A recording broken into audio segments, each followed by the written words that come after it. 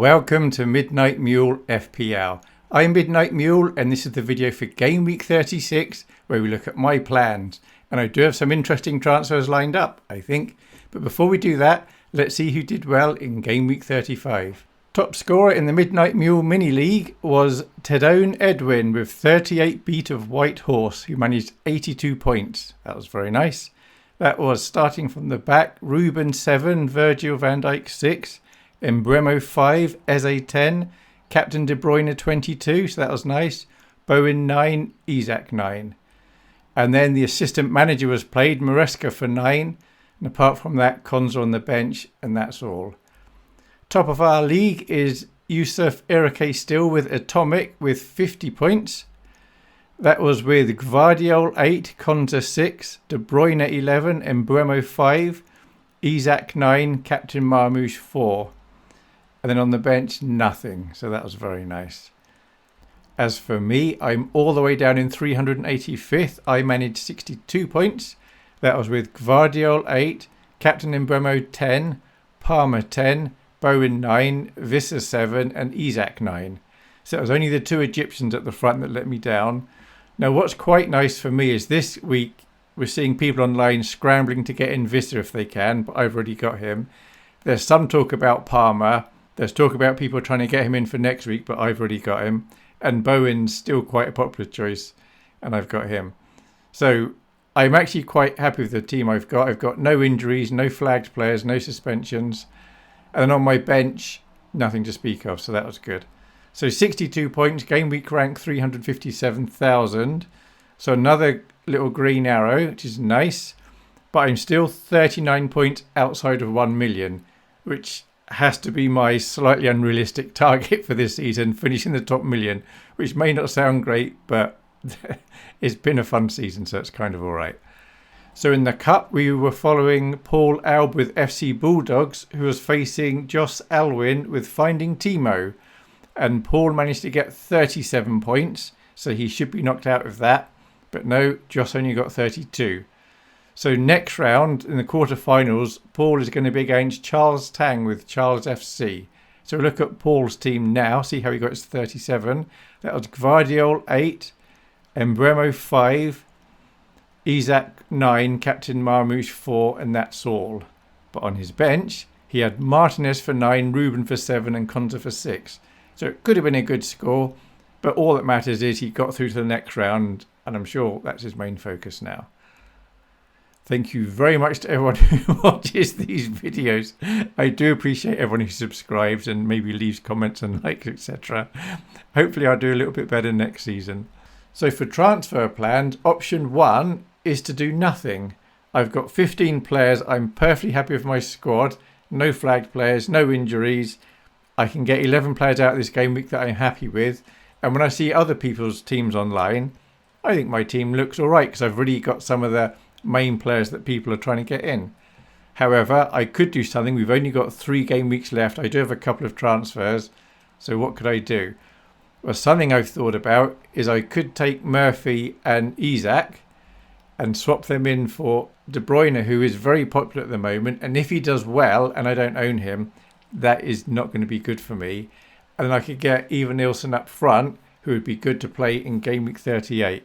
So I would have had Murphy on the bench before this transfer, and afterwards I'll have Ivan Nilsson. So that's something I've been considering, but something I've been thinking of for a bit longer than that, and I would like to do, is to sell Livramento and Isaac, and then to bring in Aiden Nori and Kuna. I really want Kuna because I think he's a very good player. He could easily score every week. The only thing is the risk, is he going to keep playing because he might be moving in the summer? But it looks like he probably is going to keep playing, so that's great. And Aiden Nori's nice and attacking.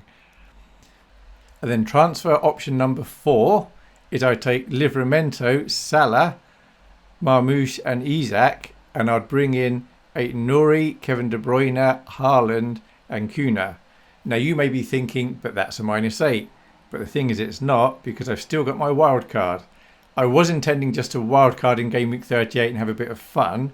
But now that Haaland's back, that kind of changes things a bit. So I think I may use it this game week. I've not pressed the button yet. I've not made any transfers yet.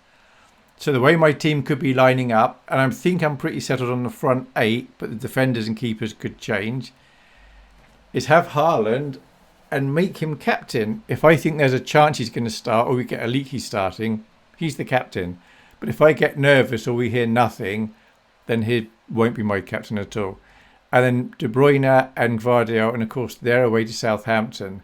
So if Haaland doesn't start, then my captain would actually be Bremo away to Ipswich with his mate Visser. Then I'd have Kuna at home to Brighton with his mate Aït-Nouri.